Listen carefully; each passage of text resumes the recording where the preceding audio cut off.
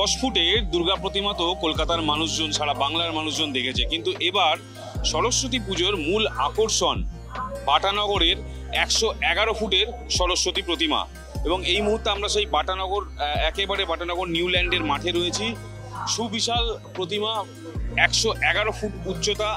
Club কর্তাদের বক্তব্য প্রায় 30 দিন ধরে এই প্রতিমা তৈরি হয়েছে এবং প্রতিমা তৈরিতে ব্যবহার হয়েছে বাঁশ, শোলা, লোহা, চট ইত্যাদি দিয়ে। এবং এই সুবিশাল প্রতিমা দেখবার জন্য গতকাল থেকেই মানুষজনের ভিড়। ক্লাব কর্তৃপক্ষ সাধারণ মানুষদের আহ্বান জানাচ্ছেন যে এই সরস্বতীর প্রতিমা দেখতে হলে কিন্তু অবশ্যই আসতে হবে বাটা নিউল্যান্ডের মাঠে। এবং এই ঠাকুর দেখবার জন্য সাধারণ মানুষের মধ্যে উদ্দীপনাও প্রচুর।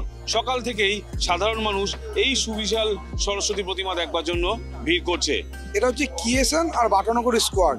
কিয়েসানের পুজোটা 2017 সাল থেকে শুরু হয়েছে, আর বাটানগর স্কোয়াডের পুজো 2020 সাল থেকে শুরু হয়েছে। এই দুটো ক্লাব আলাদা আলাদা পুজো করতো। এই দুটো ক্লাব এখন গোপালদার সঙ্গে থাকে, দুটো ক্লাবের ছেলেগুলো। তা গোপালদার সঙ্গে এরা কথাবার্তা বলে।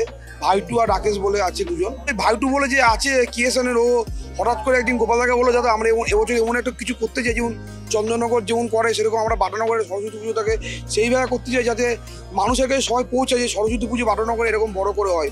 সেই চিন্তা ভাবনা থেকে গোপালদাকে বলে, এবং গোপালদা বলে যে 100 ফুটের দুর্গা হয়েছে, তাহলে আমরা সরস্বতী 111 ফুটের করবো। কতদিন ধরে তৈরি হয়েছে?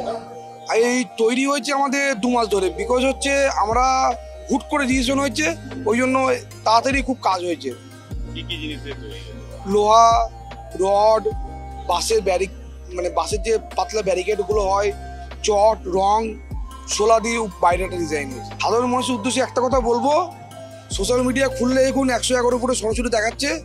গুগলেও আমরা ট্রেন্ডিংয়ে আছি, এবং মোটামুটি যত ইউটিউবার আছে ওয়েস্ট বেঙ্গল সবাই এখানে এসেছে। তা আমরা এখন ট্রেন্ডিংয়ে আছি। আশা করছি পশ্চিমবঙ্গের প্রত্যেকটা জায়গা থেকে লোক আজকে দেখতে আসবে। কালকে প্রচুর লোক হয়েছিল, আমরা চাই সবাই আসবে। ক্যামেরায় অভিজিতের সঙ্গে সৌভিক সরকার, TV9 বাংলা।